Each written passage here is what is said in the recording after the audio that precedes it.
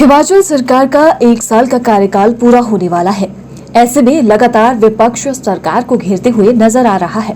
राजधानी शिमला में बुधवार चुराह विधानसभा विधायक हंसराज ने सरकार को घेरते हुए कहा कि हिमाचल में सच में व्यवस्था परिवर्तन हुआ है।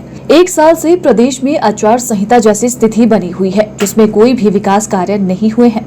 वहीं पूर्व सरकार की योजनाओं को भी प्रदेश सरकार बंद कर रही है। प्रदेश सरकार अपनी एक भी गारंटी पूरी नहीं कर पाई है।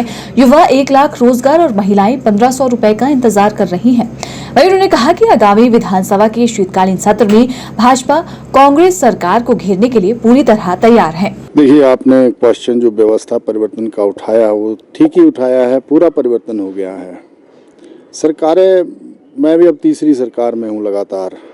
धूमल साहब को भी हमने काम करते हुए देखा। मैं जिला परिषद था तब।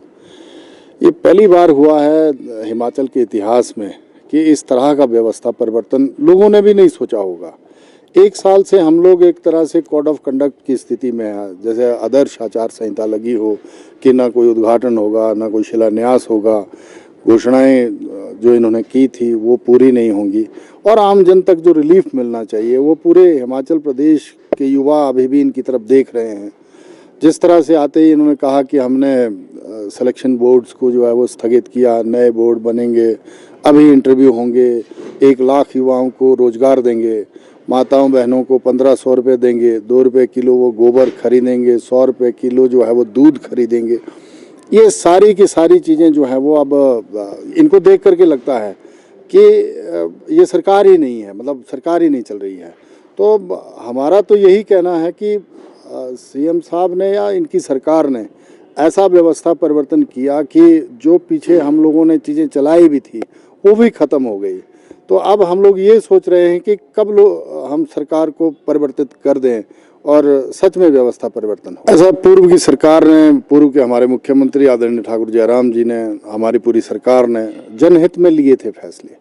और जब जनहित में फैसले लिए जाते हैं, लोगों को दृष्टि में रखते हुए कोई संस्थान खोला जाता है, वो लोगों की डिमांड पे होता है। कोई ऐसे ही कि मुख्यमंत्री जी को ओक्टोबर में ही स्वप्न आया और उन्होंने जा कर के जो है वो फलानी जगह संस्थान खोल दिया, ऐसा नहीं होता है।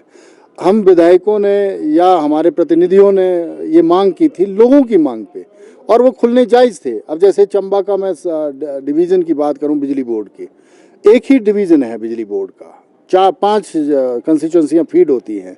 तो हमने कहा एक और होना चाहिए। आप कहीं सर्कल खोल रहे हैं, कहीं ये कर रहे हैं, वो होना चाहिए।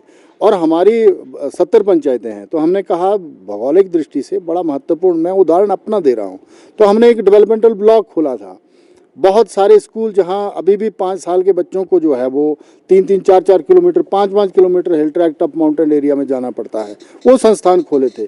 उनको अगर इन्होंने बंद किया है तो अब ये फील्ड में जा ही नहीं सकते। यही कारण है कि उन्हीं संस्थानों को इनको नोटिफाई करना ही पड़ेगा और करवा के रहेंगे हम। हमने तो शुरू में कहा, मैंने तो कहा था कि अगर नहीं करते हैं तो इन्होंने कहा कि अभी पैसे नहीं, ये नहीं। हमने जो है वो बाकायदा कैबिनेट से अप्रूवल, फाइनेंस से अप्रूवल और सारी चीज़ें जो है वो बाकायदा वहाँ पर लोगों को अपॉइंट किया था। ये इनको करने ही पड़ेंगे और नहीं करते हैं तो मई तक वेट करें आप, मई जून के बाद तो हम फिर खोलेंगे संस्थान। सरकार तो बदलनी ही है।